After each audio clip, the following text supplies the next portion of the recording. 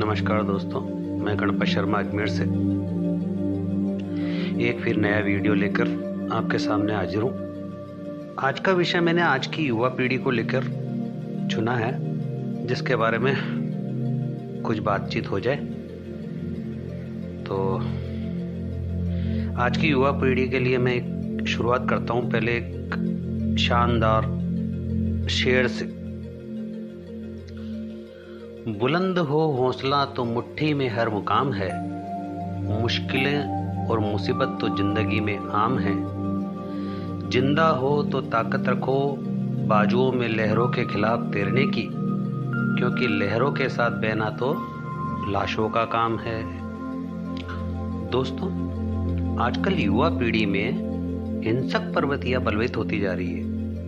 प्रत्येक क्षेत्र, प्रत्येक वर्ग के युवा पीढ़ी के जो लोग हैं, उनमें असंतोष, अशांति, विध्वंस, विघटन की प्रवृत्तियां बढ़ती जा रही है। मैं सोचता हूँ ऐसे में हमें अपनी युवा पीढ़ी के प्रति उदारता दिखानी चाहिए, सहयोग करना चाहिए, तभी वो एक देश के लिए एक नया सवेरा ला सकते हैं और अपने जीवन में भी उजाला कर सकते हैं। हेनरी मिलर ने एक बार कहा था कि मैं जमीन से उगने वाले हर तिनके को नमन करता हूँ, इसी प्रकार मुझे हर नवयुवकों में वट वृक्ष बनने की क्षमता नजर आती है। हर क्षेत्र में, चाहे वह कला हो, संगीत हो, साहित्य का हो, राजनीतिक हो, विज्ञान हो, इसमें नई प्रतिभाएं उभरती रहती है। मैं सोचता हूँ ये विचारणीय प्रश्न है, क्या हम उन्हें वास्तव में उभरने का पूरा मौका देते हैं क्या? उनकी बातों में मुझे सत्यता लगती है। हमें इस पर गंभीरता से विचार करना चाहिए। मैं सोचता हूँ कि हेनरी मिलर ने कुछ भी गलत नहीं कहा और युवा पीढ़ी को भी चाहिए कि अन्याय का सामना करने के लिए जोश और जिगर होए उनमें। मुझे लगता है युवा शक्ति यदि ठान लेना तो देश में बहुत बड़ा उलटफेर कर सकती है, आज़ादी का सदुपयोग कर सकती है, बशर्ते हम उन्हें मौका दें और उन पे पूर्णतः विश्वास करें। हमें गंभीरता से इस बारे में विचार करना चाहिए। यदि हम हमारे देश के बारे में सोचते हैं तो हमें आज की युवा पीढ़ी पर विश्वास करना ही पड़ेगा। आज हमारे देश की शिक्षा रोजगार मुखी न होकर बेरोजगार मुखी सी होकर रह गई है। माता पिता अपने बच्चों को सही शिक्षा और दिशा देने में असफल देते दिखाई दे रहे हैं। मुझे तो लगता है एक सर्वे के हिसाब से कि 40% माता पिता ही अपने बच्चे को शिक्षा के लिए सही मार्गदर्शन दे पा रहे हैं। शेष तो भगवान भरोसे हैं। उनके बच्चे बाई चांस अच्छी शिक्षा ले लें और अच्छे पदों पर रोजगार प्राप्त करने में सफल हो जाते हैं तो बाकी बेलाइन हो जाते हैं, गलत लाइनों पे चले जाते हैं। ये अपनी जिंदगी से निराश होकर जो ये बेलाइन हो जाते हैं, वो क्या करते हैं? चोरी, डकैती, गुंडागर्दी आदि इन रास्तों पर निकल जाते हैं। और किसी भी तरह की जो निराशा होती है वो इन सब का ही जन्म देती है, हिंसा को जन्म देती है।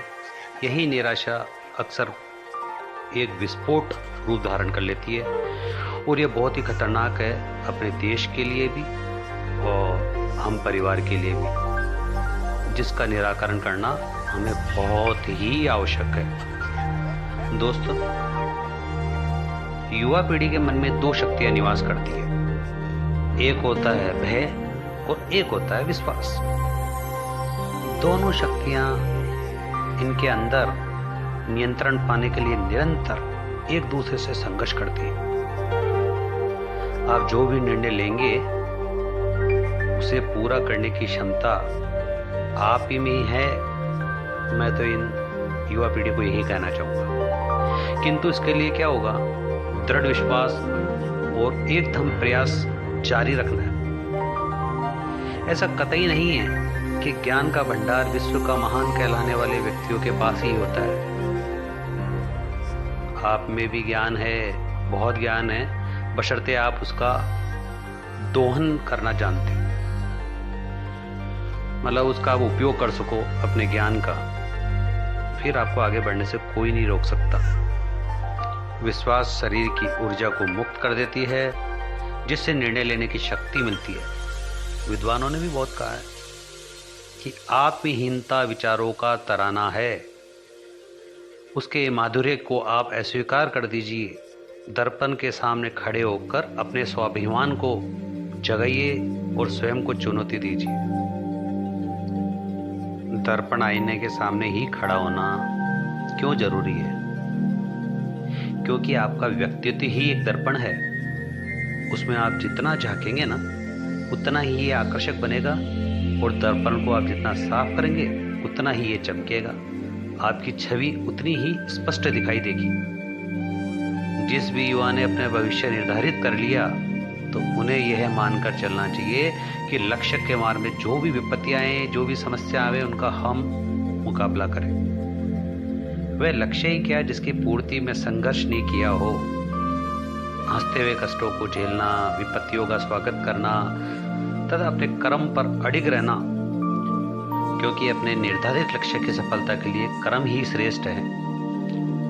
जो भाग्यवादी लोग होते हैं वो बहुत आलसी होते हैं और भगवान भरोसे ही जीवन व्यतीत करते हैं। कर्मशील व्यक्ति भाग्य के वजह अपने कर्म में ज़्यादा विश्वास रखता है। मेरा इतना ही कहना है आप लोगों से कि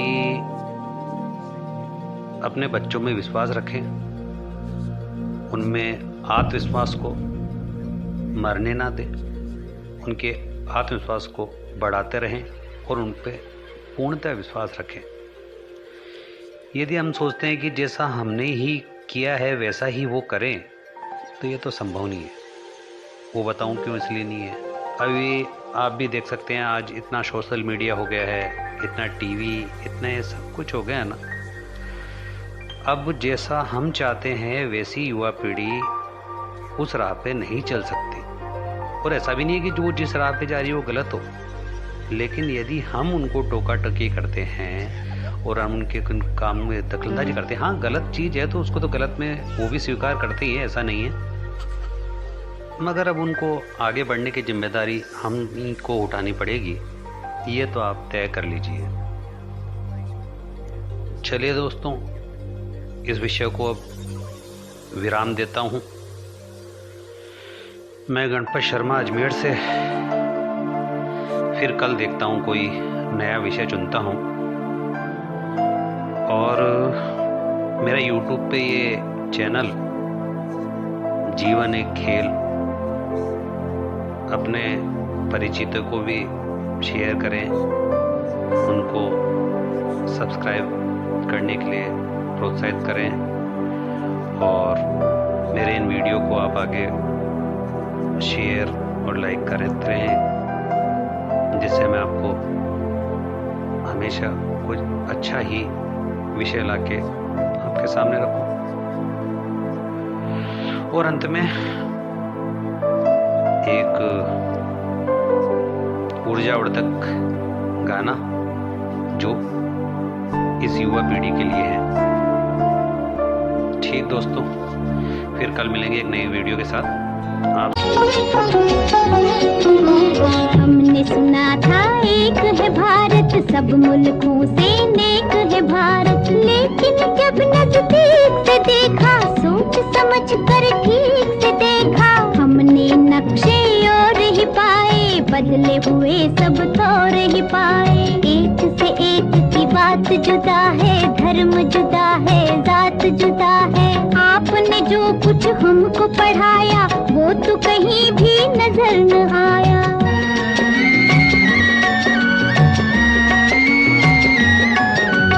जो कुछ मैंने तुमको पढ़ाया उसमें कुछ भी झूठ नहीं, भाषा से भाषा न मिले तो इसका मतलब फूट नहीं। कि एक डाली पर रहकर जैसे फूल जुदा है पात जुदा, बुरा नहीं गर यूं ही वतन में धर्म जुदा हो जात जुदा अपने वतन में। वही है जब कुरान का कहना, जो है वेद पुराण का कहना, फिर ये शोर शराबा क्यों है, इतना खून खराबा क्यों है अपने वतन में। सदियों तक इस देश में बच्चों रही हुकूमत गैरों की, अभी तलक हम सबके मुंह पर धूल है उनके पैरों की। लड़वाओ और राज करो ये उन लोगों की हिकमत थी, उन लोगों की चाल में आना हम लोगों की जिल्लत थी। ये जो बैर है एक दूजे से, ये जो फूट और रंजिश है, उन्हीं विदेशी आकाओं की सोची समझी बख्शिश है अपने वतन में। कुछ इंसान ब्राह्मण क्यों है, कुछ इंसान हरिजन क्यों है, एक इतनी इज्जत क्यों है, एक इतनी जिल्लत क्यों है।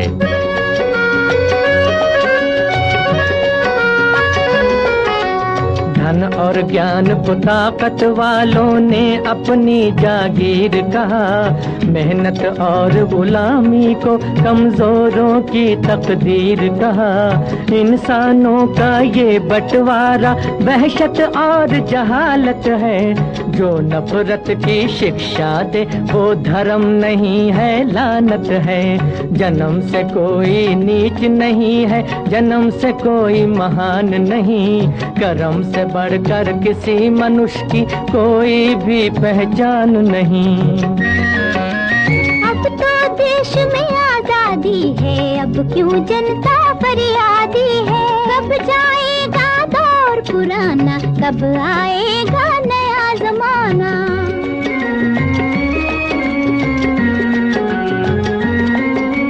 सदियों की भूख और बेकारी क्या एक दिन में जाएगी, इस उजड़े गुलशन पर रंगत आते आते आएगी।